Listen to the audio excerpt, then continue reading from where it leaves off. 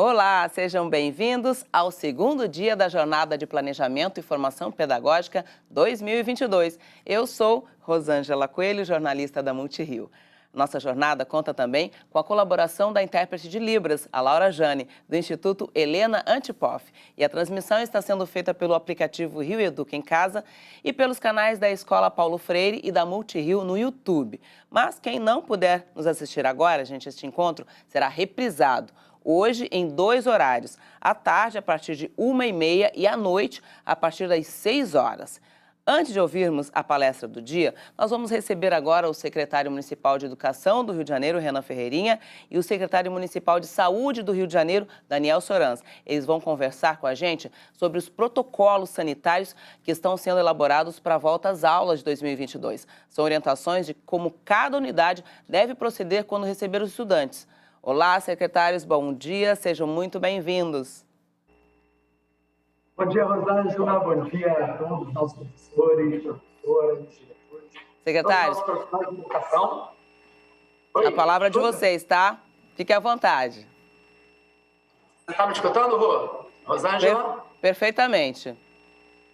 Bom dia, Rosângela, bom dia a todas as nossas professoras, professores, diretores, todos os nossos profissionais da educação que estão participando da nossa jornada pedagógica. Foi uma honra estar ontem com vocês abrindo esse momento, Sorange, que é um momento de 3 dias de preparação pedagógica para que a gente possa começar o nosso ano letivo com tudo aí na próxima segunda-feira. E hoje a gente tem a honra aqui de receber o nosso super secretário de saúde, Daniel Sorans, que vem conduzindo com maestria esse momento tão difícil na nossa cidade e que vem ajudando, tem sido um grande parceiro da nossa educação. Então, Sorans, obrigado pela presença aqui.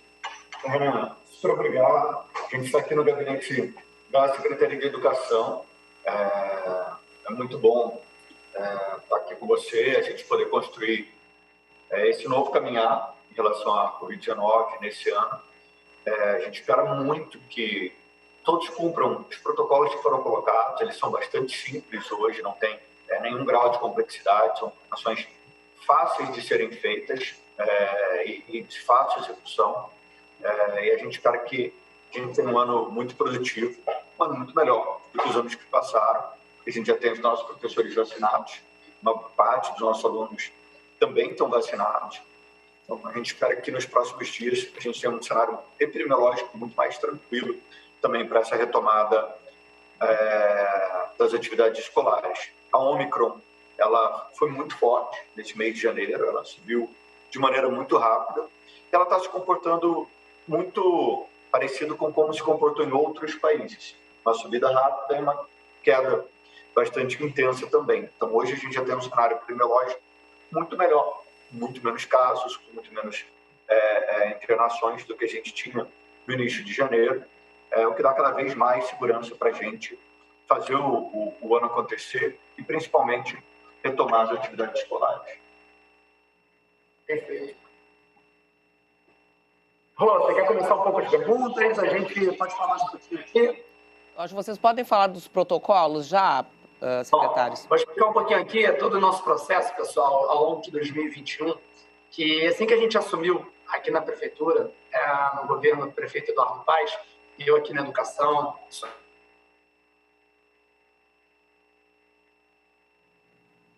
na saúde, uma das coisas em prática foi conduzido pelo secretário Daniel Sorans, que ao longo desse ano teve diversas reuniões com o comitê científico. Seria bacana, Sorans, você explicar como que esse comitê funciona, como que ele é composto, e diversos momentos que a educação foi pauta central. E como que a gente foi ao longo de 2021 priorizando e deixando claro que no Rio de Janeiro a escola, a educação precisa ser uma prioridade. E isso para a gente requereu também diferentes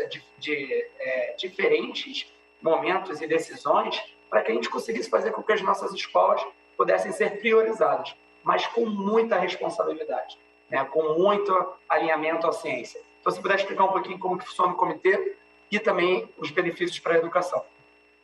Bom, a gente teve muita interação esse ano, né? Eu e o Renan, a gente fala quase todo dia, na verdade, quase toda hora, porque as escolas sempre foram e tem que ser uma prioridade.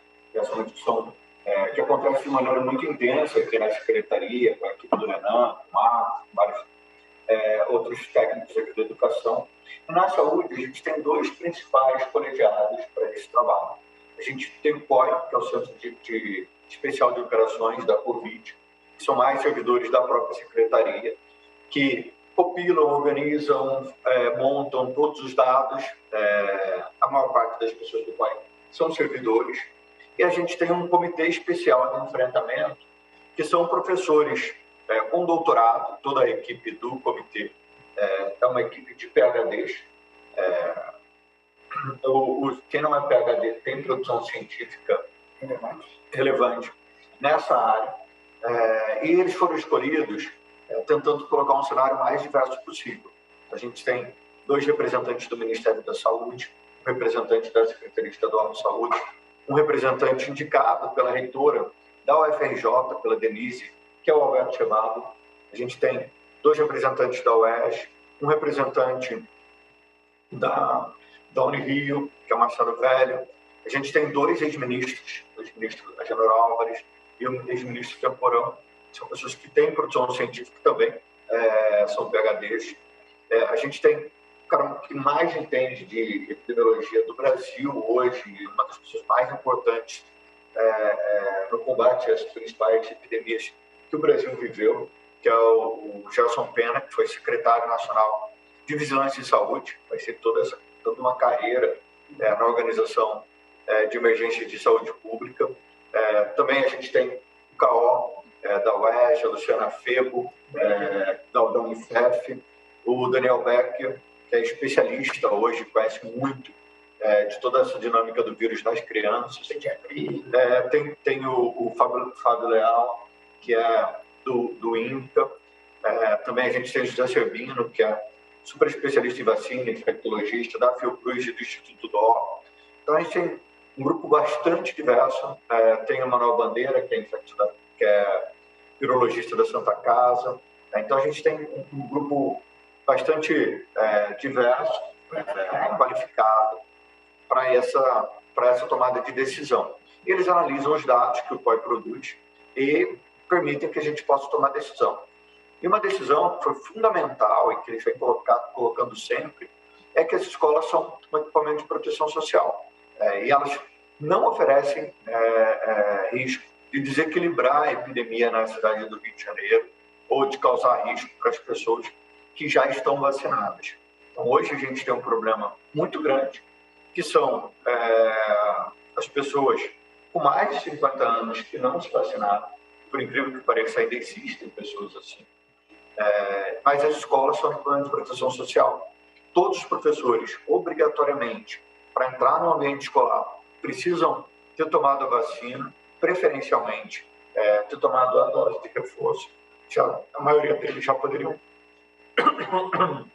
tomar a dose de reforço. Então, é muito importante que as pessoas fiquem atentas em relação à vacinação, porque ela é o que vai fazer toda a diferença nesse momento. Todos já puderam tomar a 3ª dose, Solange, dos nossos profissionais de educação, e a aderência tem sido muito alta. Importante deixar claro isso, os nossos profissionais têm dado, assim, um sinal muito claro de aderência, de defesa à vacina, né? A educação não ia, obviamente, deixar essa peteca cair. A gente tem recebido esse abraço e realmente esse feedback de uma forma muito positiva. Mas é importante, às vezes, que... O Renan colocou uma pressão grande no Ministério da Saúde para a vacinação infantil. Foi intenso, né? Foi intenso. A gente vem defendendo muito a vacinação infantil em todos os formatos, para que a gente consiga ter a maior celeridade possível para que as doses cheguem aqui. O Sorange tem sido um grande parceiro para que as nossas escolas possam também ajudar, assim que a gente conseguir voltar para Sorange também, com uma quantidade de doses decente que o governo puder enviar. As nossas escolas continuarão também fazendo esse apoio. Cada escola tem uma unidade de saúde de referência, né? Isso é algo muito importante. E algo, só para finalizar a pauta do Comitê Científico, que o protocolo sanitário ele foi sempre debatido, sempre evoluindo à medida que a ciência foi evoluindo no decorrer do enfrentamento à pandemia. E é assim que a gente chega nesse momento, né, Sorange, de começar o nosso ano letivo com as atualizações mais de ponta possíveis, com maior interação do nosso Comitê Científico, com muita confiança do que a gente tem preparado para esse primeiro dia de aula. Só secretário. antes de passar para você, Rô, acho Sim. que um outro ponto que é muito importante colocar, que no protocolo sanitário e em todas as situações que a gente foi fazendo no ano passado, se requeriu um investimento muito alto para a adequação do próprio ambiente escolar. Isso teve também muitas visitas e apoio, né, de muitos desses integrantes do comitê científico para que a gente conseguisse ter, de fato, as nossas escolas da maneira mais adequada possível, e também os estudos mais atualizados nacionais, que vem mostrando como que é o bom funcionamento das nossas escolas, e sempre com muita responsabilidade. É assim que a gente começa. Mas a última coisa que eu queria dizer para que o Solange comentasse, aí passo para você, é sobre também a importância da testagem hoje no Rio de Janeiro, nossa capacidade de testagem única, né, no país. O que o Solange conseguiu colocar em prática junto com o time da saúde, as nossas escolas também ajudando nesse processo, né, os equipamentos de educação, isso vem ajudando muito até para que a gente consiga vencer e entender a Ômicron com muito mais agilidade. Isso é um teste bastante simples, né? Hoje, o teste para Covid, ele já é um teste de antígeno, então basta você passar o cotonete no nariz, a gente já sabe que não é tão necessário a gente enfiar lá na orofaringe, lá na nasofaringe, enfiar lá no fundo do nariz.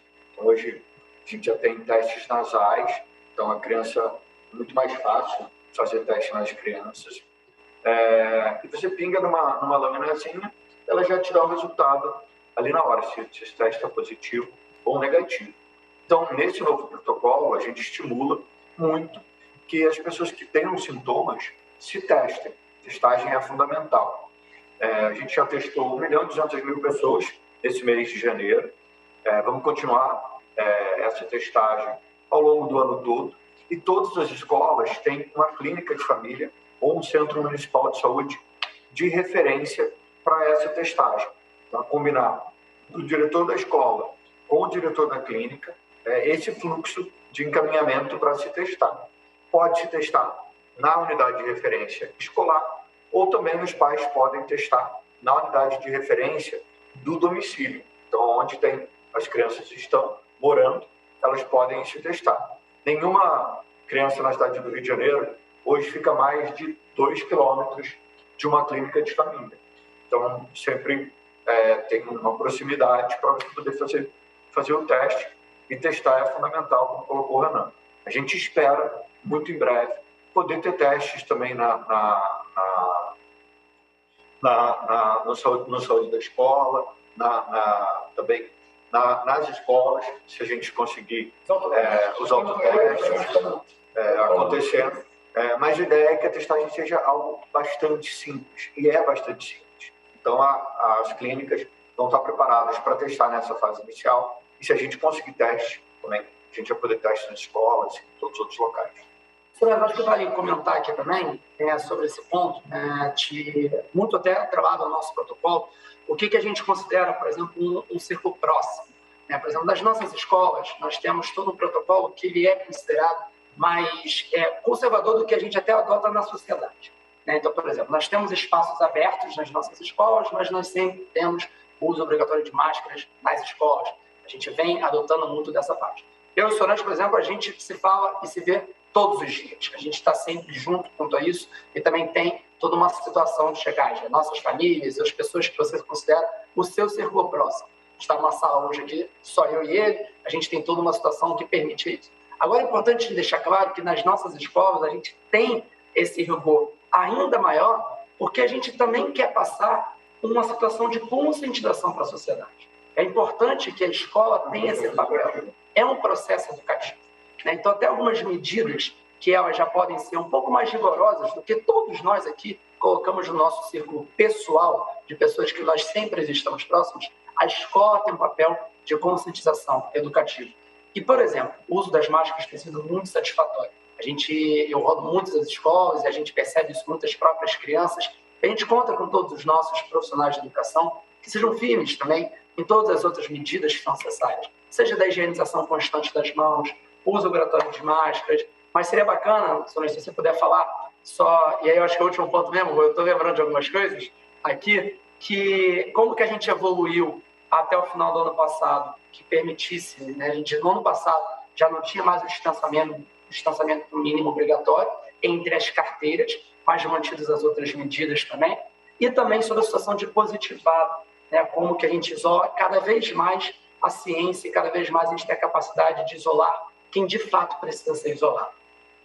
A Omicron dissemina muito rápido, então a gente já teve um pico de Omicron, certamente muitas crianças devem ter tido Covid nesse mês de janeiro, mas ainda pode acontecer de ter outros casos nos próximos dias. Então, é importante que qualquer pessoa que tenha sintomas respiratórios, se a criança referir algum sintoma, a gente isole essa criança, recomende que ela fique em casa e que se teste. Não é necessário a gente isolar todos os contactantes, não vai fazer sentido mais a gente isolar todos os contactantes dessa criança. Então, a gente vai isolar somente os sintomáticos nesse momento. E também vai isolar as crianças que testaram negativo, mas que têm outros sintomas. Porque aquele sintoma é que tem que se isolar. Por que tem que isolar quem mesmo testou negativo? Porque pode ser que não seja Covid, mas pode ser que seja outra doença respiratória, uma gripe. Agora a gente começa o vírus sincicial respiratório, a gente entra numa fase e vai evoluindo nessa fase agora até chegar no inverno, tem outros vírus circulantes. Então, sempre que você tem algum sintoma respiratório, o ideal é que você não esteja em contato com as outras pessoas, procure ficar o máximo possível em isolamento. Testar é a nossa mantra aqui, que é a regra, e estar sempre atento à situação vacinal das crianças. A gente vai montar uma estratégia de busca ativa, né? Temos cobrado isso bastante, das crianças nas escolas.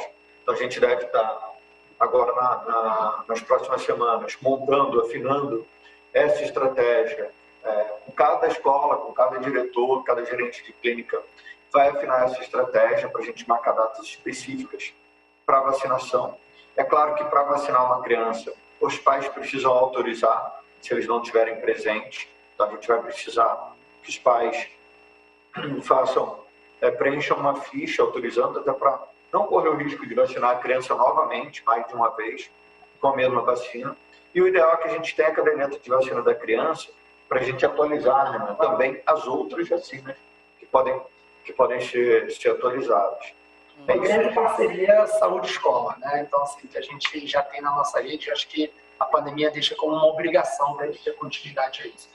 Último aspecto pedagógico, e aí aproveitando a nossa jornada pedagógica, como o Sorange falou, se qualquer sintoma e a criança, ou tendo sido positivado ou apresentando sintoma, sai para o remoto, e mesma coisa com os nossos profissionais de educação, que precisam ser afastados quanto a isso. Então, na decorrência de os alunos irem para o remoto, dado esse do protocolo, nós teremos o ensino remoto funcionando de forma assíncrona. Tá? Todo mundo está craque de saber essas diferenças já. A gente tem gastado muito tempo aqui para que não seja um peso muito grande para o profissional que está no presencial e precisa também interagir. A gente sabe que tem muito para melhorar quanto a isso, mas as nossas atividades assíncronas já vão dar uma maior capacidade e condição de trabalho no melhor balanço. Rosângela, é contigo. Ok. Secretários, eu tenho várias perguntas chegando aqui, tá? Aqui para o secretário Sorans, primeiro. Vamos pedir a comprovação de vacinação para os responsáveis no período de acolhimento nas creches, secretário? Uma pergunta. Para os adultos, Rosângela, acima de 18 anos, pode pedir, deve te pedir se for um ambiente fechado. Para as crianças crianças e adolescentes abaixo de 18 anos, não. Ok. Outra pergunta da Carol. E quem ainda não tomou a dose de reforço?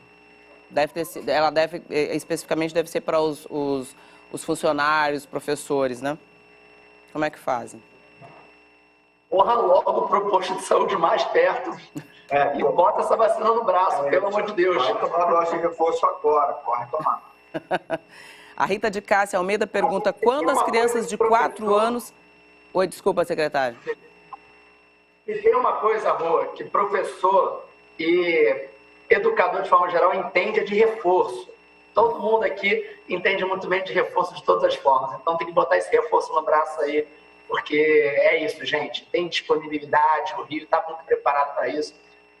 Eu posso elogiar aqui à vontade o trabalho da saúde, que é a melhor experiência vacinal do Brasil. O que o Rio de Janeiro está colocando em prática o seu esquema vacinal é surpreendente. Então, assim, pessoal, corre aí logo para o posto de vacinação, que tem vacina para você.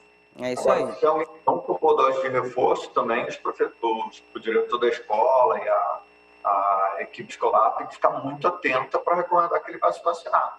A gente não vai poder ter negacionistas sem vacina dando aula aqui no Rio, isso vai ser ruim. Ok.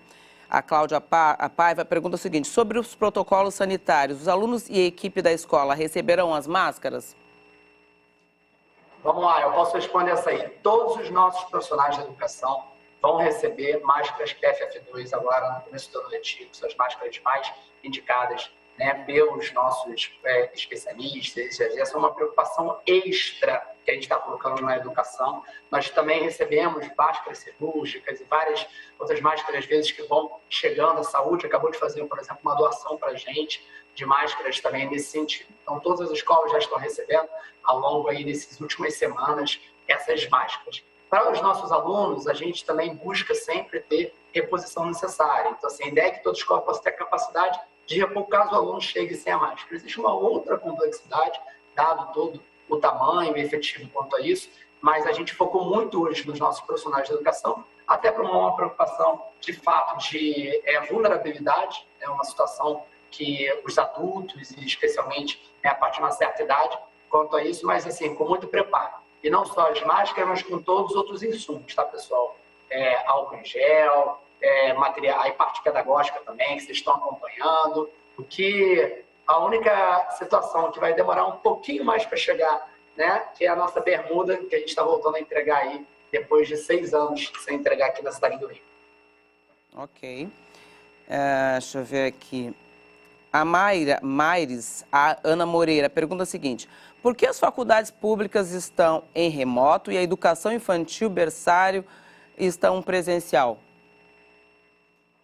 É uma loucura, né? Ter alguém em remoto nesse momento. Não faz o menor sentido. Todos os países do mundo e as principais cidades do mundo têm colocado a educação como prioridade, e as universidades públicas estão em remoto porque estão muitas unidades, principalmente unidades federais, que não tem nada a ver com a pandemia. Eles estão com problema de orçamento, não conseguem ter uma boa logística orçamentária, estão perdendo professores, estão perdendo importância, então não tem nada a ver com a pandemia. Isso, de fato, é a destruição da rede federal e a destruição da rede universitária pública. Então, não faz sentido hoje, no momento da pandemia que a gente tem, nenhum tipo de restrição em relação às atividades escolares. A recomendação da Secretaria e do Comitê Científico ela é muito enfática. É o momento de se retomar as atividades. Várias atividades estão acontecendo normalmente na cidade, sem nenhum tipo de questionamento, sem provocar nenhum tipo de disseminação a mais.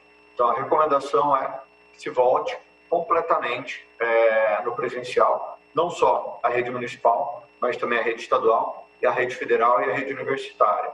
Não há evidências científicas nenhuma hoje para se limitar qualquer tipo de atividade educativa presencial. Sempre com muita responsabilidade, pessoal, atuando, como a gente vem falando, a educação tem que ser a última a ser impactada. E, infelizmente, os locais que nós não administramos, a gente pode até dar a direção normativa na cidade, mas o que nós administramos enquanto prefeitura é a rede municipal de ensino. E é assim que vem sendo conduzida com total apoio e com total aconselhamento da parte de saúde da cidade. Ok, tem mais 2 perguntinhas aqui, tá, secretários? A Cláudia Paiva pergunta o seguinte: os professores e funcionários das escolas, caso apresentem sintomas, podem ir às clínicas da família para fazer o teste? Devem ir, obrigatoriamente. Se você tem sintomas, pode procurar uma clínica de família ou um centro de testagem para se testar. Nessa hora não se aplica o podem, se aplica o devem. É obrigatório se testar se você tiver sintomas. E aí, pessoal, vocês podem também ter muita tranquilidade, que obviamente nós temos muita consciência desse momento, que ainda é um momento desafiador, e que, por exemplo, um professor tendo testado positivo e a gente não tendo a capacidade de fazer a substituição imediata, não tem outro caminho. Você não vai estar no remoto no período que ainda for necessário, que hoje está sendo colocado pela saúde do município de 5 a 7 dias, né, para Ômicron, com isso. Então, tudo isso vem sendo pensado, tudo isso vem sendo estruturado. Obviamente que a gente deseja preservar ao máximo as atividades presenciais. E essa é a nossa diretriz, mas com responsabilidade, com um protocolo que é sério e que é seguido nas nossas instâncias decisórias. Secretários, eu vou fazer a última pergunta. O secretário de Saúde já falou sobre isso, mas eu acho que a Renata, de repente, entrou por agora. Ela pergunta o seguinte: caso positivo na turma, a turma toda vai para o remoto, certo? Acredito que não, né, secretário? E a Carol Lopes, juntando, já dá para responder para a Carol. Quantos dias de afastamento serão necessários caso alguém na escola dê positivo? Se eu puder retomar também respondendo a essa pergunta, secretário, para deixar bem claro e para a gente finalizar. Por favor. Sintomáticos, eles precisam ser afastados, mesmo que ele dê negativo. Ele não pode voltar à aula. E a criança só pode voltar à aula 7 dias após a data do início dos sintomas. Então, o afastamento é de 7 dias. Mas isso pode demorar mais do que 7 dias. Se a criança ainda mantiver sintomas, ela não pode voltar. Ela volte à aula no final dos 7 dias, ela não pode apresentar mais sintomas. Crianças sintomáticas não devem estar em convívio com outras nesse momento e em momento nenhum. É um momento de evitar o contato social. Na verdade, Criança com febre, os professores mais antigos devem lembrar da H1N1 do passado. Esse é um protocolo muito parecido com o que a gente utilizava com a H1N1 no passado. Então, crianças sintomáticas não podem estar no meio de outros. Fala a parte das demais crianças, né? Uma sala, uma criança sintomática. A gente vai observar as outras crianças, não há necessidade de a gente isolar a sala toda. Então, a gente vai observar as outras crianças. Se alguma outra criança apresentar sintomas ou tiver alguma outra manifestação de sintomas, claro que a gente vai. É o seguinte, pessoal, a gente tem colocado, antes se tinha a partir de 2 casos, 3 casos, como estava no protocolo, automaticamente a sala de aula tinha esse encaminhamento. E a gente observava no nível decisório a escola. Agora a gente observa tanto a escola quanto a sala de aula, porque é como vem acontecendo na sociedade como um todo, né, Solange? Assim, a pessoa... Então, quem positivou e quem está com sintomas tem que ser afastado e você vai buscando preservar o coletivo até o momento que, obviamente, isso fique claro que é necessário. E a gente sempre aqui, pessoal, sempre optando pelo que for mais seguro, pelo que for mais conservador no sentido de proteger o grupo. E é claro que essa sempre é uma avaliação que os professores vão poder fazer com a direção da escola. Caso a gente tenha uma disseminação muito intensa, muitas crianças contaminadas, a direção da escola vai poder falar, olha, não, aqui a gente tem uma característica mais de surto, coisa que precisa de um tratamento especial. E aí a Secretaria de Saúde e de Educação, a gente vai estar junto com vocês para ver o que se faz nesse momento. Só claro que isso são, a gente está falando aqui de cenários, hipóteses mais extremas, né, do que eventualmente poderia acontecer. Isso não é o que a gente observou ao longo de 2021 no dia a dia. Ao longo de 2021 a gente observou, e nos momentos, como o Solange falou, até do cenário epidemiológico hoje do Rio de Janeiro, que é um cenário epidemiológico que está se apontando com uma situação de queda nesse momento que a gente vem passando com a Ômicron, né? Exatamente, o índice de positividade voltou a cair, a gente já tem um índice de positividade cada vez mais baixo, até a semana que vem esse índice de positividade certamente vai ser menor ainda. Então a gente vai acompanhando cada caso, cada situação com bastante detalhe, mas é importante identificar rapidamente os sintomáticos e afastar eles do Covid. Ok, muito obrigada, secretários Renan Ferreirinha e Daniel Soranzo. Bom dia para vocês, bom trabalho. Rosângela, eu só queria ressaltar e aí falar no final que esse papel da educação em relação à educação em saúde, em relação a explicar os sintomas da Covid, a explicar como utilizar uma máscara de maneira correta, a explicar como funciona a vacina e por que a vacina protege, contar um pouco a história da dinâmica do vírus para as crianças, ensinar o que é um vírus, coisa. Isso é muito importante, isso faz parte da educação em saúde. Então, se vocês puderem dedicar um tempinho com as crianças para essas explicações, certamente elas podem explicar para os pais, que vão estar cada vez mais instruídos em relação a como a doença se comporta e como é que é a dinâmica do vírus. Isso ajuda muito.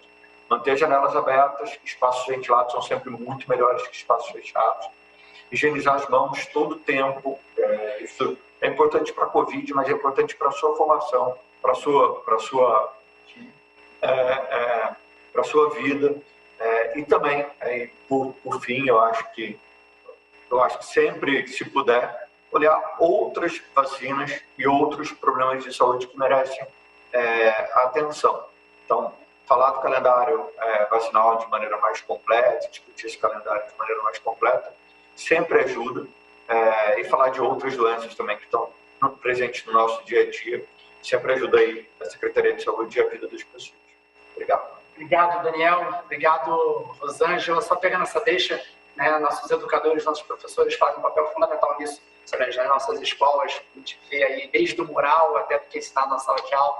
Então, assim, a gente tem muita confiança e muita gratidão por todo esse papel que é importante para a nossa sociedade, para que a gente consiga sair desse momento também o quanto antes. Obrigado, gente. Excelente noite para todos nós. Obrigada. Tchau, tchau. Gente, vamos continuando aqui. Vamos dar aqueles segundinhos para a Laura Jane, nossa intérprete de Libras, tomar aquela água, dar uma respirada, que a gente já continua, tá? Com a palestra.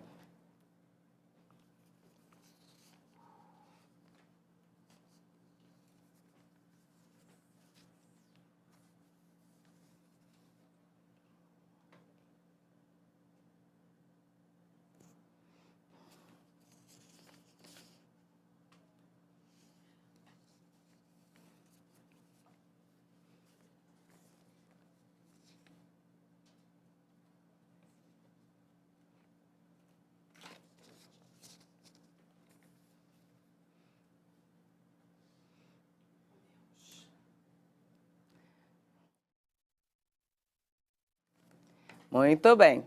Agora a gente continua aqui ao vivo com a palestra da professora Magda Soares. Ela é dirigida aos profissionais da educação do ensino fundamental e da educação de jovens e adultos, a EJA. No link que está na descrição do vídeo, os profissionais da educação infantil vão poder entrar agora em outra sala para assistir a palestra do professor Aristeu Leite Filho, ok? Bom, e para quem continua aqui conosco, é bom saber que a professora Magda é doutora em didática e em educação e atua como professora titular emérita da Faculdade de Educação da Universidade Federal de Minas Gerais. É ainda pesquisadora do Centro de Alfabetização, Leitura e Escrita da mesma faculdade. É autora de numerosas publicações em livros e artigos sobre alfabetização e o ensino de leitura e escrita. Em 2017, ela recebeu o prêmio Jabuti de melhor livro de não ficção do ano, com Alfabetização, a questão dos métodos.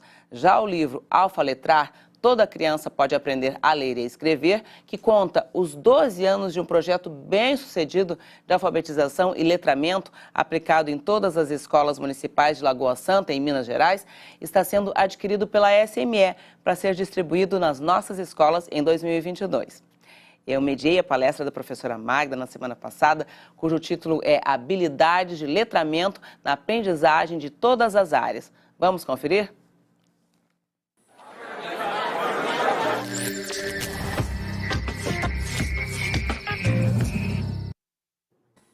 Olá, professora Magda, tudo bem? Seja muito bem-vinda e pode começar a sua palestra.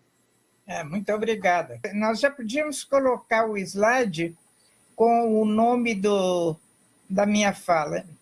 Habilidades de letramento na aprendizagem de todas as áreas. Foi o que me foi proposto como um tema para discutir com vocês. Então, vamos tentar, é um tema muito amplo, mas vamos tentar falar pelo menos o essencial com relação a isso. Eu queria explicar para vocês, antes de tudo, isso que hoje em dia se fala muito, de que lugar você está falando. O que eu falo é resultado, claro, de conhecimentos muita leitura, muito estudo, muita pesquisa, mas talvez, sobretudo, o que eu falo vem de experiências, de vivência na escola, porque eu sempre pensei que nós ficamos na universidade pesquisando e produzindo trabalhos, escrevendo livros, e, na verdade, conhecendo muito pouco da escola pública, da realidade dos professores, das crianças, das escolas públicas, particularmente das municipais. Com relação ao título da minha fala, eu acho importante, talvez, a gente refletir um pouco sobre o significado de letramento, habilidades de letramento. É uma palavra que ainda causa muita dúvida entre os professores e nas escolas, né? Letramento aqui está entendido como leitura e escrita. E não é a mesma coisa que alfabetização. As pessoas perguntam muito, afinal, letramento é alfabetização? Alfabetização é letramento? Qual é a diferença? Então, é muito importante nós deixarmos claro essa diferença, sobretudo se nós vamos falar de letramento em todas as áreas do ensino básico, né? O senso comum nas escolas mesmo e na sociedade em geral é de que a leitura e a escrita são responsabilidade, primeiro, das alfabetizadoras que ensinam os meninos a ler e escrever, e das professoras de português, da língua portuguesa. E que os demais professores não têm nada a ver com isso, o que é um grande engano, um engano histórico, que isso tem acontecido ao longo dos tempos. E eu chego a dizer que é um dos responsáveis pelos graves problemas de qualidade do ensino em todas as áreas de aprendizagem. Bom, no segundo slide, por favor, eu gostaria que vocês refletissem comigo sobre essas palavras, que é uma citação de um filósofo dinamarquês. Eu vou falar o nome dele, mas não sei se é assim, é Søren Kierkegaard. Essa citação dele tem me orientado muito na vida. Eu acho que é importante para nós. E é importante para nós no ensino. A vida só pode ser compreendida olhando-se para trás, mas só pode ser vivida olhando-se para a frente. Então, isso significa que o que nós estamos vivendo, vamos dizer, a vida ou a educação, vamos substituir vida por educação. A educação que nós estamos vivendo nesse presente só pode ser compreendida se nós considerarmos o que ficou para trás e o que nós fomos construindo no passado para que estejamos agora neste lugar. Mas só pode ser vivida, só podemos ir para a frente, considerando esse passado, olhar para a frente, sempre considerando o para trás. Isso, nesse momento, particularmente, isso é extremamente importante.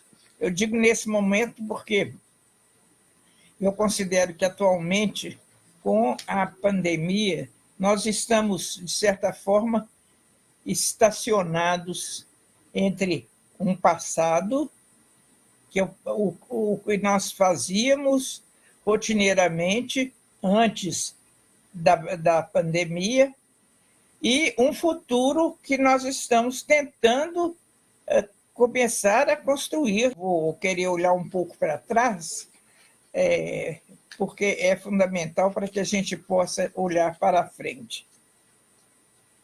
Olhando para trás, considerando todos os professores, o senso comum, fora da escola e dentro das escolas, é que ler e escrever é atribuição apenas dos anos iniciais do ensino fundamental, né?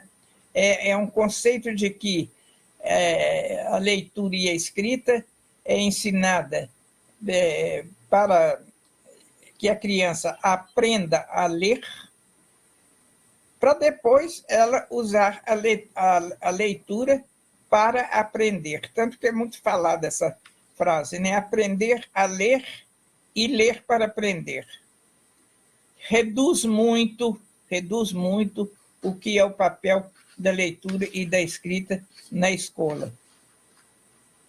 Porque a leitura e escrita é muito mais que isso. Uma fonte de vivências, né? Uma fonte de prazer, de lazer, etc. Bom, eu vou tentar clarear, então, a diferença entre alfabetização e letramento no slide seguinte. Isso aí está representando o passado, ligando a citação do Kierkegaard. O nosso passado, eu vou pedir a vocês que olhem para o passado durante algum tempo. Vamos olhar para o passado, olhando para trás. Olhar para o presente, planejando o futuro. Pode passar, por favor. Primeiro, alfabetização. O que nós chamamos de alfabetização? Alfabetização, se você perguntar a qualquer pessoa, a qualquer leigo, o que é alfabetização, a resposta há de ser: a alfabetização é aprender a ler e a escrever. Isso entendido como a criança se apropria do sistema alfabético e ortográfico. E aí os pais falam: ela já sabe escrever o nome dela. E nós, na escola, começamos logo que ela quer escrever o nome dela, escreve uma palavra, outro nome da professora. E quando nós falamos essa criança, os meus alunos estão alfabetizados. Isso, em geral, significa eles já sabem ler e escrever. Eles já se apropriaram do sistema alfabético e ortográfico, que é realmente uma fase fundamental, é a base, é o alicerce, a estrutura da leitura e da escrita, do desenvolvimento da leitura e da escrita em seguida, né? Então, isso essa questão da alfabetização é uma preocupação minha desde que eu comecei a trabalhar na educação. Passei anos na universidade, muitos e muitos anos, fazendo pesquisas sobre alfabetização, orientando teses e de dissertações sobre alfabetização, lendo muito, procurando entender, afinal, que processo é esse. Porque vocês veem, todas as demais disciplinas, você sabe o que é. Se você diz assim, se um professor diz assim, eu ensino geografia, você pode perguntar a ele assim, mas você ensina geografia ou você ensina o quê? Ele é capaz de enumerar para você o que ele ensina. Matemática, a mesma coisa, ciências, a mesma coisa, etc. Mas se você pergunta, você é alfabetizadora, mas o que você ensina? Eu ensino a ler e escrever. Como se não houvesse um conteúdo, uma base, um fundamento para esse ler e escrever. Então, bom, essa preocupação com a alfabetização me levou a... Foi um trabalho muito rico, uma compreensão muito rica que eu tive nesses 12 anos em que eu fiquei junto com as professoras da educação infantil, dos anos iniciais, trabalhando em todas as escolas públicas de um município, para juntas nós entendermos como ocorre o processo de aprendizagem da leitura e da escrita pela criança. Quais são os fundamentos psicológicos, cognitivos e linguísticos que esse processo exige. Então, isso resultou num livro que eu vou mostrar para vocês, um primeiro livro, que foi esse aqui, A Alfabetização, a Questão dos Métodos, porque me impressionava como que a preocupação nas escolas era sempre essa: que método que nós vamos estudar? Qual é o que nós vamos usar? Qual é o método que você usa? Que método você acha melhor? Como se a questão fosse o método. Então, o método tem que ser definido de acordo com fundamentos, como eu disse, fundamentos psicológicos, cognitivos, né? Linguísticos.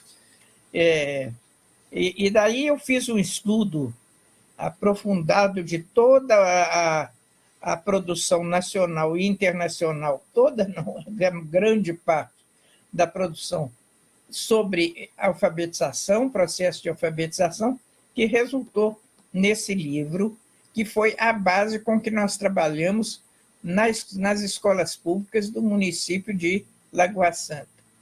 E a primeira coisa que nós definimos é que a alfabetização não é só aprender a ler e escrever, considerando esses verbos como intransitivos, sem complemento. Sabe ler? Sabe. Seu filho já sabe ler? Já sabe ler. Né? Já sabe escrever. Mas ler e escrever são verbos que precisam de complementos. Tem que perguntar: ler o quê? Ele já sabe ler o quê? Já sabe ler, escrever o quê? Não é? E o pouco ou nada que nós vínhamos desenvolvendo sobre essa leitura de textos, de livros, né? Como muito superficialmente, que foi o que levou a criar esse termo letramento. Foi quando a gente se deu conta de que era preciso pensar não só em ensinar, levar a criança a isso que está aí na tela, apropriar-se do sistema alfabético e ortográfico, mas também aprender a usar e, ao mesmo tempo que se alfabetiza, usar a leitura e a escrita nas demandas sociais que há dessas habilidades de ler e escrever, de usar a leitura e da escrita. Bom, nós não precisamos falar do fracasso reiterado nosso em alfabetização, que dura há décadas, não é? E um dos objetivos que nós tivemos nesse município foi que as crianças realmente aprendessem a ler e escrever, mas, ao mesmo tempo, a ler e escrever livros, textos, folhetos, etc. Daí resultou o nome que tem esse projeto, Alfaletrar, né? Esse livro, Alfaletrar, que está com esse subtítulo: Toda criança pode aprender a ler e escrever. Juntamos alfabetizar com letrar, para ficar sempre claro que são os dois processos ao mesmo tempo. Isso surgiu, antes de surgir o verbo, a palavra letramento e o verbo letrar, já se falava de analfabeto funcional. O indivíduo que sabe ler e escrever, mas não sabe funcionar com a leitura e a escrita. Até hoje nós ouvimos muito nas escolas falar assim: eu estou com uma turma que é tudo analfabeto funcional. Isso que significa? Eles sabem ler e escrever, mas eles não sabem escrever um texto, eles não sabem redigir uma carta, eles não sabem entender um texto do jornal ou do livro didático, e é o analfabetismo funcional. A palavra letramento veio, de certa forma, substituir esse conceito de alfabetismo funcional. Porque o funcional é muito ruim. A palavra é ruim porque dá a ideia de que você precisa aprender a ler só para você funcionar direito. E não é só para isso, né?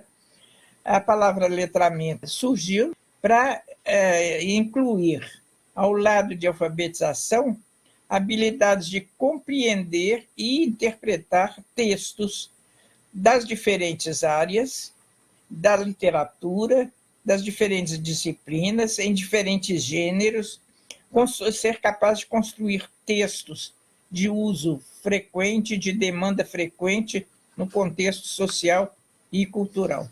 Então, vocês veem aí, nesse gráfico, as setas, presta atenção nas setas.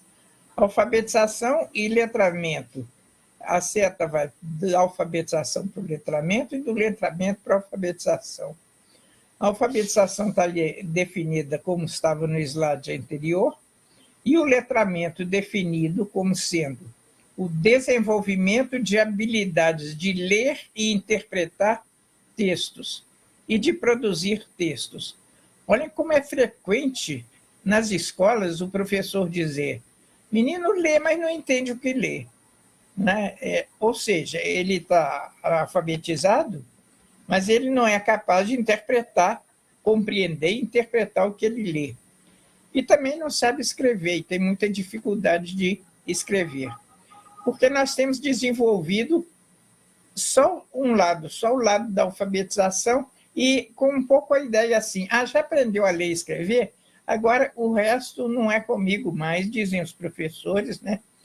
Os próprios professores dos anos iniciais dificilmente, raramente trabalham com esse desenvolvimento, vejam a palavra ali, desenvolvimento de habilidades de ler e interpretar textos, em todas as áreas, né? O pior é que os nossos livros didáticos são mais ou menos dessa forma também, né?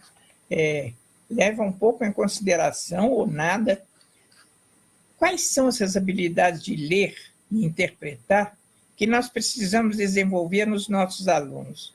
Quais são as habilidades de produzir textos que nós precisamos desenvolver nos nossos alunos? Há uma rica produção teórica, digamos assim, sobre isso, particularmente na área da linguística textual. A linguística textual exatamente mostra quais são as habilidades para que a pessoa leia e compreenda, para que a pessoa produza um texto, né? Então, eu diria que eu quero fechar essa parte com a afirmação de que a presença da leitura e da escrita em todas as áreas da aprendizagem. Então, ler e interpretar textos já na fase de alfabetização, eu diria até já na educação infantil, que é o que eu chamo de ler antes de aprender a ler, que é quando a professora lê história para a criança e vai chamando a atenção, vai desenvolvendo essas habilidades de ler e de escrever conforme as perguntas que ela vai fazendo. Então, ler e interpretar textos de história, geografia, ciências, matemáticas, todas as disciplinas, e ler para descobrir também o prazer de ler, que também é algo muito sério no nosso ensino, porque os alunos dizem: eu não gosto de ler. Quando a professora diz: vocês vão ler esse livro esse mês, e no mês que nós vamos discutir esse livro, é uma reclamação geral, ninguém quer ler, mas ler um livro com esse monte de páginas, tem que ler esse livro, porque não se desenvolveu o prazer da leitura, da literatura, enfim, de vários outros gêneros de texto. Bom, eu vou repetir no próximo slide, um slide anterior, por favor. O passado desse ensino inadequado, vamos dizer assim, da leitura e da escrita, nos trouxe a esse presente, né? Esse presente que nós temos nos deparado a todo momento com o fracasso. Nos resultados das avaliações de larga escala, por exemplo, a Prova Brasil, o SAEB, as avaliações estaduais, municipais e o próprio Enem, vem sempre com resultados que comprovam, que atiram na nossa cara, professores, os baixos resultados dos alunos. Quando milhares de alunos fazem o Enem, depois de terem completado a educação básica, ou estarem já no último ano do ensino médio, ou até já terminaram, a maioria, o ensino médio. E o resultado é, na redação, vocês pensem, no último Enem, milhares de alunos fizeram o Enem, desses milhares, apenas 50 conseguiram ter a nota máxima na redação. E 400 e não sei quantos entregaram a prova em branco. É como o aluno estivesse nos dizendo, não me ensinaram nada nesse tempo que eu estive na escola, né?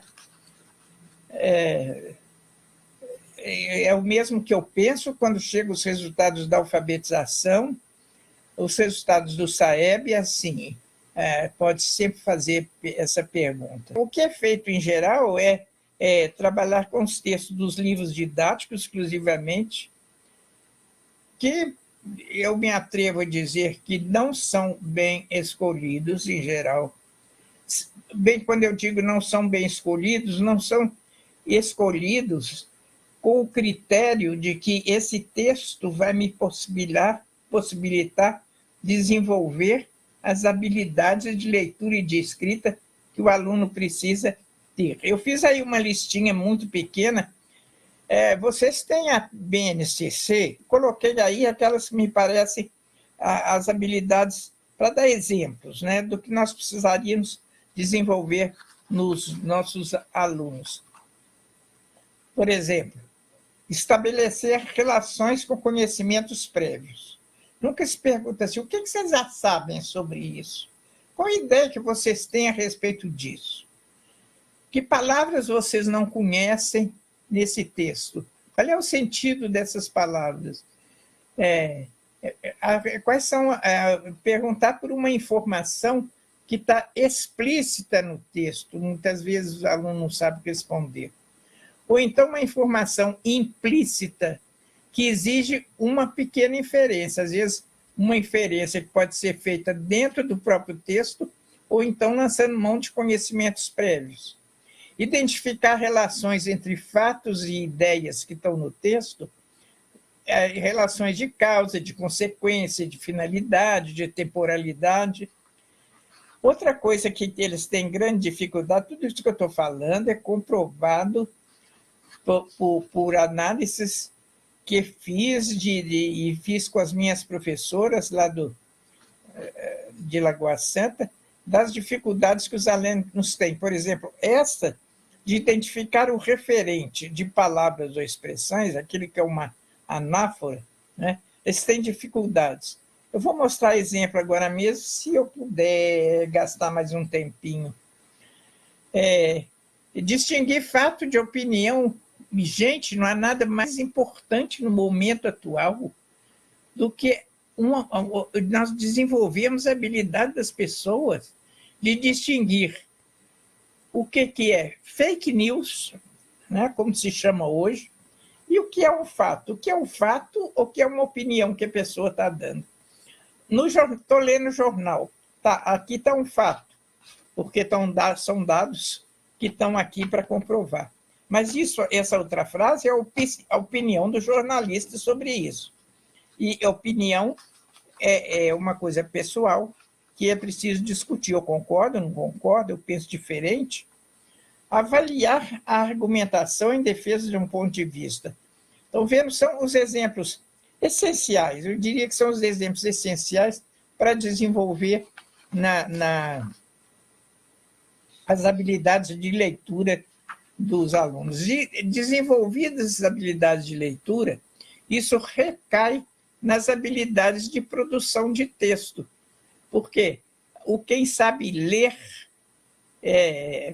tendo essas habilidades, usa essas habilidades também na escrita. Nós não temos muito tempo aliás, nós não temos tempo nenhum para discutir a questão da produção de texto, mas eu considero que a leitura é o mais importante. Eu sou uma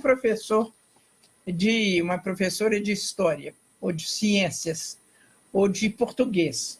E então, eu uso, e nós temos que nos habituar a usar textos para além do livro didático. Porque a leitura do mundo não é a leitura do livro didático, é a leitura do jornal, da revista semanal, de livros, etc. Eu trouxe como exemplo essa revista, que é uma revista que pode assustar pelo nome, é a pesquisa FAPESP de São Paulo, da Fundação que auxilia a pesquisa em São Paulo, só para dar um exemplo curtinho dessa matéria que saiu nessa revista e que tem esse título. Estão vendo uma figura de indígenas aí? E embaixo, Ascensão e Declínio dos Tupi. A primeira coisa que nós iríamos discutir ao ver isso seria... Pode passar para o slide que mostra essa capa, por favor. Aí. O uso desse plural, que espanta à primeira vista, né? Ascensão e declínio dos Tupi. O que é? Nós faríamos, ao discutir esse texto com os alunos, o que é ascensão, o que é declínio? Esse texto deve querer dizer o quê? Ascensão, crescimento, aumento, e depois diminuição dos tupis. Vejam que é um assunto que está na ordem do dia, e um subtítulo que diz: população de falantes da língua tupi pode ter reunido 4 bilhões a 5 bilhões de indivíduos há 1000 anos e começado a diminuir rapidamente antes da chegada dos europeus. Então, já aí tem muita coisa a discutir. Não é? Leia aí, vocês leram. E depois fazer uma pergunta assim. Então, me digam, há quantos anos começou a diminuir a população de falantes do tupi? Ele vai encontrar essa informação assim. Há 1000 anos, né, começou a diminuir. Acharam algo que está explícito aí, né? Antes da chegada dos europeus. Que europeus? Chegada onde? Né? Bom, aí vem o texto, eu pus só o primeiro parágrafo do texto, e vejam quanta coisa se poderia desenvolver com base nesse parágrafo. Imagine no texto todo. É um texto extremamente, bastante no nível de alunos de 6ª série, 7ª série, né? Em ciências, ou em português mesmo, né? Ou enfim, várias áreas que trabalham com geografia, né? Questão. Por um período de quase 10 séculos, aí já é para pensar assim, gente, vamos pensar quase 10 séculos. 10 séculos são quantos anos? Né? Porque quase 10 séculos significa o quê? Quantos anos? O Brasil já tinha sido descoberto nesse tempo. Olha o raciocínio que os alunos têm que fazer para entender perfeitamente o que é um período de quase 10 séculos. Os povos nativos, saber o que é nativo. Nós somos brasileiros, nós somos nativos Não, nativos são os indígenas. O que é nativo? É aquele que nasceu no país, né? Os povos nativos da América do Sul. Aí já ver se os alunos entendem o que é a América do Sul. É o Brasil? Estou falando do Brasil? Não, mais do que o Brasil. É hora de entrar com um mapa. Falantes de línguas tupis. Então, aqui vem o plural, que vai explicar que a língua básica era o tupi, que se dividiu em várias línguas. Prosperaram e se dispersaram. A gente passa por cima e vai em frente. Qual é a diferença entre prosperar e se dispersar? É a mesma coisa? Ou isso uma se opõe à outra? Ou se dispersar é consequência de prosperar? Ou, enfim, estão vendo como é que há uma relação entre prosperar e dispersar que leva longe a pensar. Mas pessoas que prosperam e aí vão embora para outros países, se dispersam para outros países. Por várias áreas do continente. Continente, de que continente está sendo falado aqui? Área de que continente? Aqui é o caso da ANAFRA, né? Do continente, América do Sul. Em um evento democrático, demográfico e migratório, duas palavras que é preciso esclarecer o que é demográfico e o que é migratório, iniciado há quase 3.000 anos. 3.000 anos está dentro desses 10 séculos. 3.000 anos são quantos séculos, né? Então, iniciado há quase 3.000 anos. E não vamos deixar escapar a palavra quase 3.000 anos, e aqui no início também, quase 10 séculos. Quase 10 séculos não é 10 séculos. Então, a gente usa quase para dizer aproximadamente, né? Então, não é afirmar. Por um período de quantos anos? Os alunos respondem, 10 séculos. Não, não é 10 séculos, aproximadamente 10 séculos, quase 10 séculos. Eles partiram do sudoeste da Amazônia, então nós temos que localizar o sudoeste, e percorrendo rios e terras firmes, terra firme, ocuparam da costa do Atlântico ao sopé dos Andes. De novo, ver a costa do Atlântico ao longo da costa brasileira, até lá embaixo no Chile, o sopé, o que é sopé, né? Ocuparam, quer dizer, os índios vieram para o litoral, né? Então, isso aqui, só esse parágrafo, pode suscitar uma discussão grande associada com os problemas atuais dos indígenas. É um exemplo simples, muito rápido, não dá para explorar, né, a fundo, como seria num curso sobre desenvolvimento de habilidades de leitura do aluno, mas para vocês terem uma ideia do que é necessário fazer. Então, para terminar, nós olhamos para o passado. O que nós não temos formado bem os nossos alunos para ler e escrever. A gente nem tem formado os alunos para ter interesse em ler e escrever, competência para ler e escrever, né? Esse é o nosso passado. E agora esse momento, que é muito triste, mas é um momento muito importante para a educação. Eu considero que é importante, porque a pandemia nos obrigou a parar. Então, a gente para e pensa.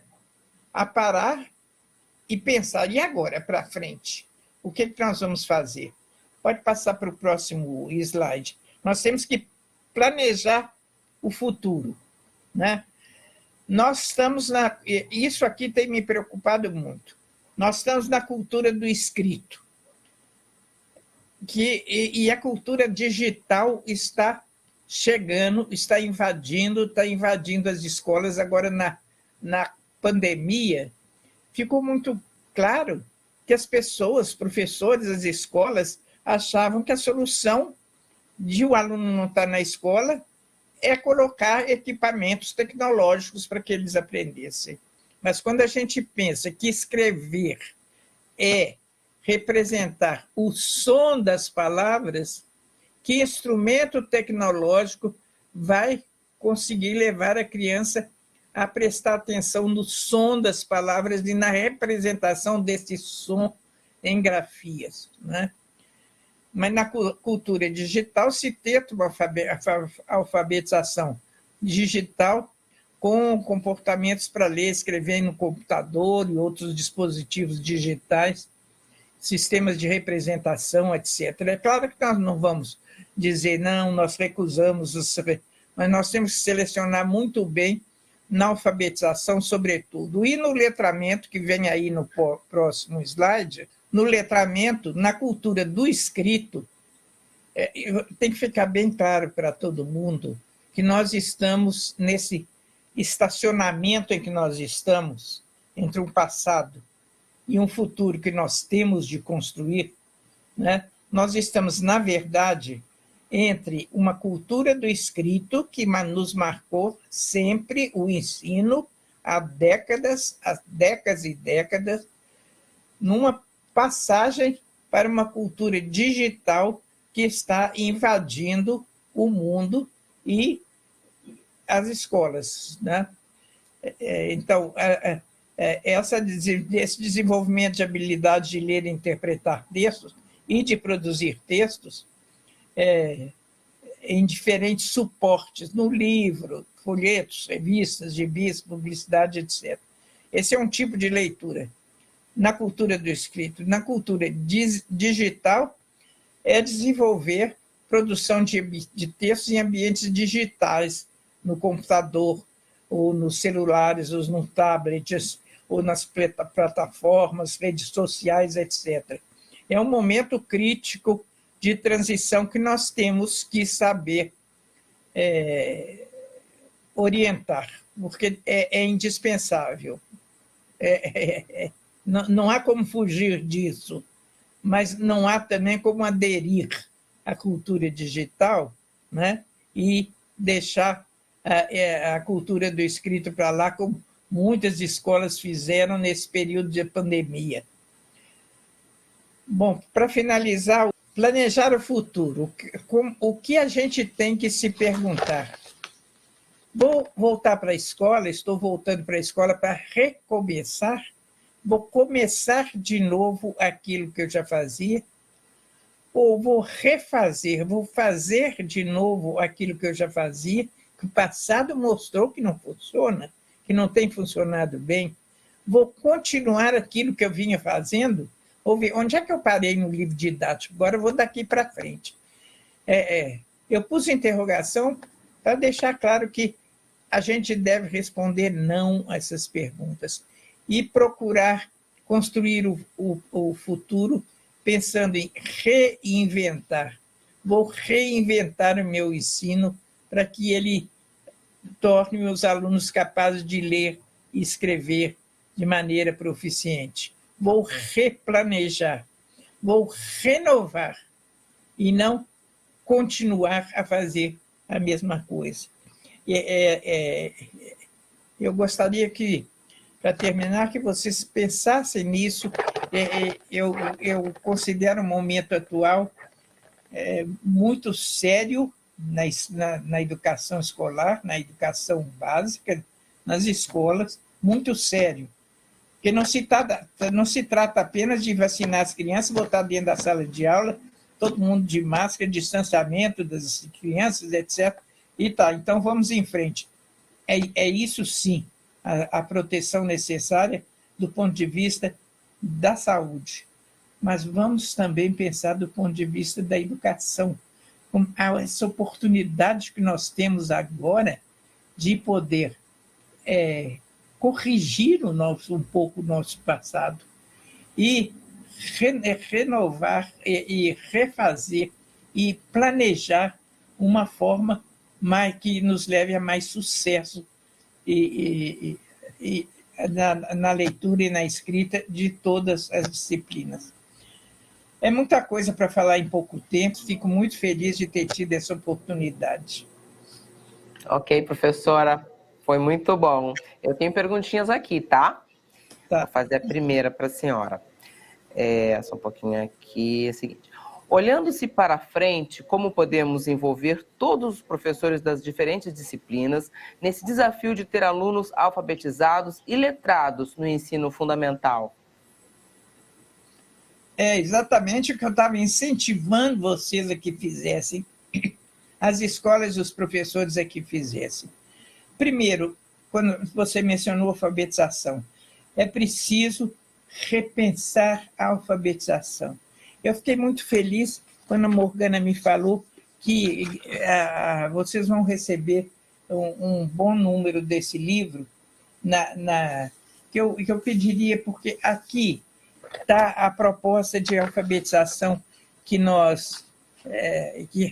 está relatada a proposta que eu e as professoras desenvolvemos em Lagoa Santa e que levou a um grande sucesso em alfabetização. As crianças já no segundo ano, no primeiro ano, muitas vezes saindo da educação infantil, já saem alfabetizadas, no sentido que já sabem ler e escrever, e já sabem interpretar.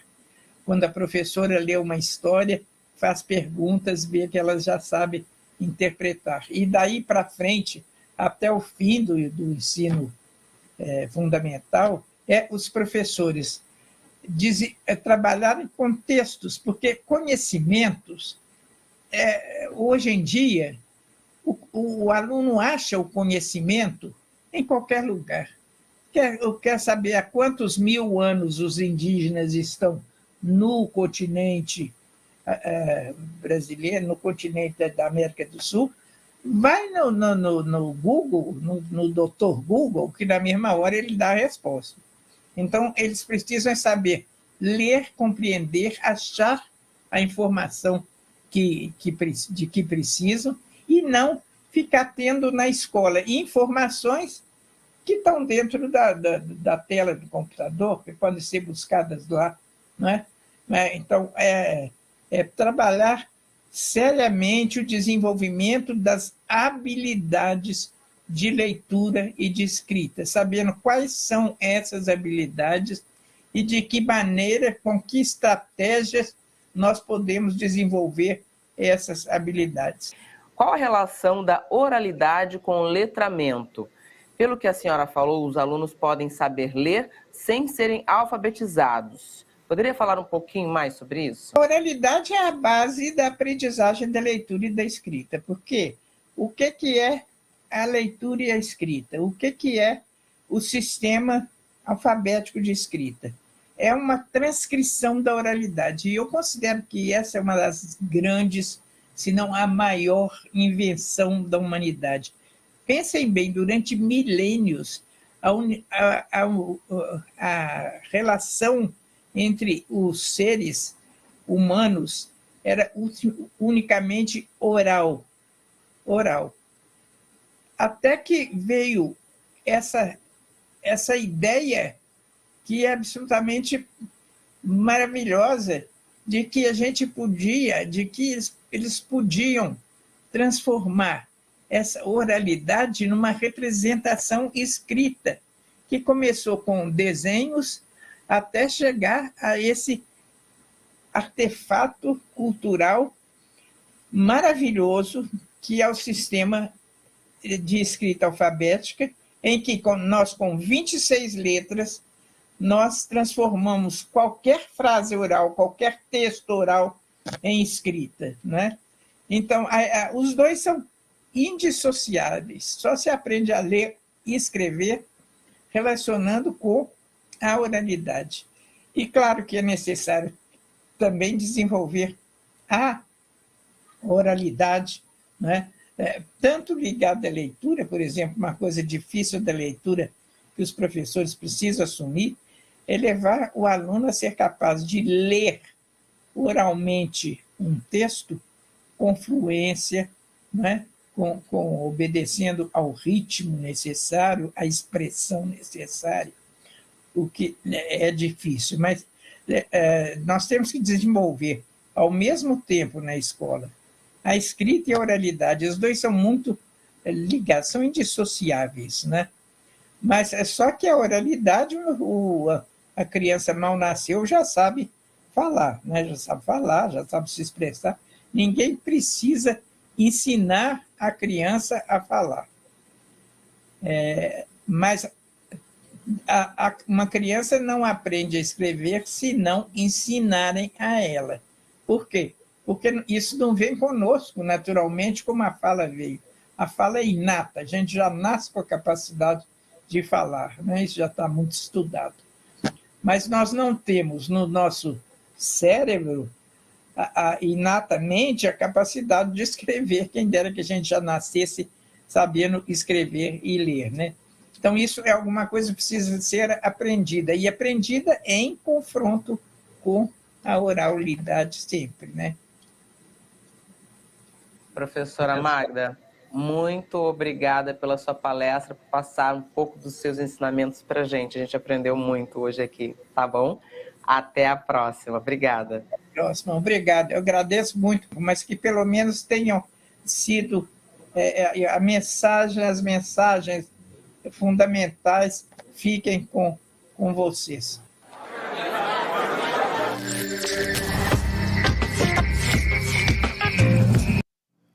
É um privilégio ouvir a professora Magda, concordam? Gente, agora, para encerrar o nosso encontro de hoje, nós vamos ouvir a professora Morgana Rezende, diretora da Escola de Formação Paulo Freire, que vai apresentar o segundo momento da jornada, que vai disparar o trabalho de reflexão de vocês a ser tocado aí na sua unidade escolar, a partir do que foi apresentado aqui hoje. Vamos ouvir?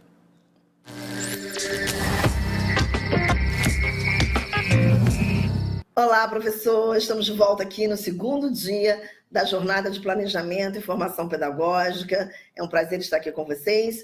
E nós hoje vamos dar continuidade ao trabalho de ontem. Ontem, nós assistimos o professor Novo, né, que trouxe várias contribuições para a gente, né, pensar sobre o papel da escola no século XXI, na escola pós-pandemia, na escola que a gente está vivendo, na escola que a gente quer construir, né? E vocês traçaram o diagnóstico dessa escola, a partir das reflexões e a partir de todos os dados que vocês tinham nas mãos, né? Dos índices, do planejamento que vocês realizaram, alguns pontos de reflexão, vocês traçaram ontem um bom diagnóstico da escola, do perfil da escola de vocês, né? E a nossa proposta hoje é dar continuidade a isso. A partir desse diagnóstico, a partir do que vocês identificaram, é pensar quais são os pontos fracos da escola, né? O que a escola precisa melhorar, o que já caminhou, mas ainda precisa avançar mais, né? O que ainda não começou a caminhar e que vocês identificam sendo um ponto de observação, de atenção da escola. Então, é identificar quais são esses pontos frágeis, né, da escola e pensar o que gera esses pontos frágeis, né, e o que vocês podem fazer para minimizá-los, né? Mas sem esquecer dos pontos fortes da escola. Vocês também têm um potencial, né? A escola tem um potencial e que esse potencial vai ajudar nessa recuperação, digamos assim, desses pontos frágeis, né?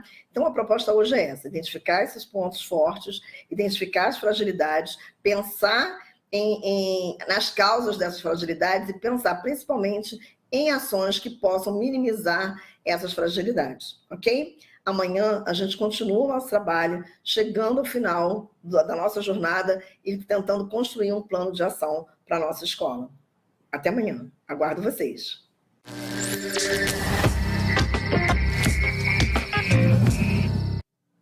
Então, o segundo dia da Jornada de Planejamento e Formação Pedagógica 2022, voltado para a EJA e o ensino fundamental, está terminando. Obrigada a todos vocês que ficaram aqui conosco e o seu trabalho continua aí na sua unidade escolar. É hora de botar a mão na massa. E não se esqueçam de que a Escola Paulo Freire vai disponibilizar amanhã, sexta-feira, um link para que você faça uma avaliação desta jornada, ok? Além das reprises do encontro, vale também destacar que ele vai ficar disponível não só no aplicativo Rio Educa em Casa, como também nos canais da Escola Paulo Freire e da Multirio no YouTube. Por isso, se você ainda não assinou os canais, assine e marque também o sininho para ficar por dentro das novidades. Amanhã, sexta-feira, é o último dia dessa jornada e também faremos 2 encontros paralelos. Um voltado para vocês do Fundamental e da EJA e outro dirigido ao pessoal da Educação Infantil. Peguem um link com a direção da sua escola. A gente se vê de novo amanhã. Tchau, tchau.